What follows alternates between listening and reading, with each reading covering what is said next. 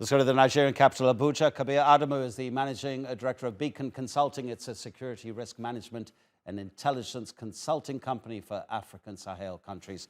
Kabir, welcome to the program. How do you see the situation? What's critical in your mind right now? Thank you, Adnan.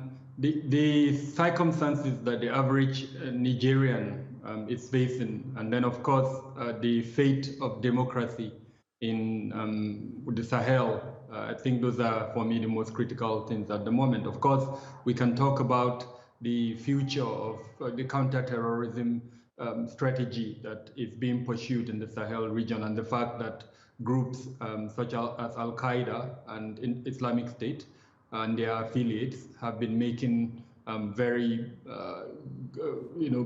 good gains, as it were, in the region as a result of the failure of good governance and its consequences. Does this bring the Wagner mercenary group more to the forefront? Can those different military juntas across the Sahel and in West Africa, can they alone fight the insurgency movements and the different groups that are aiming to overthrow states on their own, or do they need help? They definitely need help. If we pick Burkina Faso as an example, the military took over on the guise of insecurity, but today almost about 70% of its territory is being contested by these non-state armed groups, the terrorist groups. The same thing with Mali. A significant portion of Mali, over 50% of the Malian population, is being contested by these groups. So the claim by the military that they would do better in the area of national security, frankly, it has not been proven. They do need help, and we know that both in terms of capacity and capability, they lack the basic requirements to defend their territorial integrity.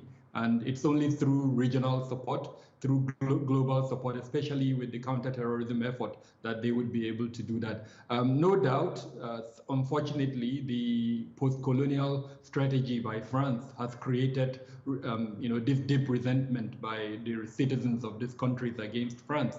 But I think it's a matter of re-engineering that, presenting a more just, equitable, and perhaps fair relationship between the world and these countries.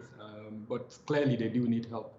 Mohamed Bazoum, the ousted president, was a key ally, of course, of the West in fighting those insurgency movements. Antony Blinken, the US Secretary of State, says he believes, or at least fears, that the Wagner group is going to take advantage of the coup in Niger. What sort of leverage does the United States have left? $100 million in aid used to go to Niger annually, and that's been currently suspended. What else can the US do?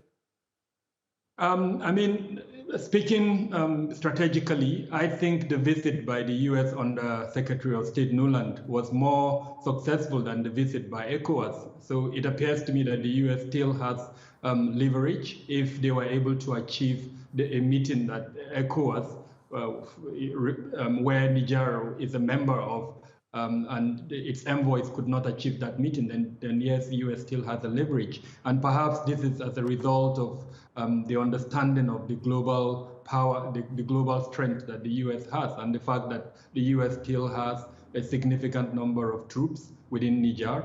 It has 2 military bases, and then of course it could also influence global geopolitics, as it were. So I think concentrating on this trend, opening a channel of communication, especially between the junta and ECOWAS, would probably be the best way to go.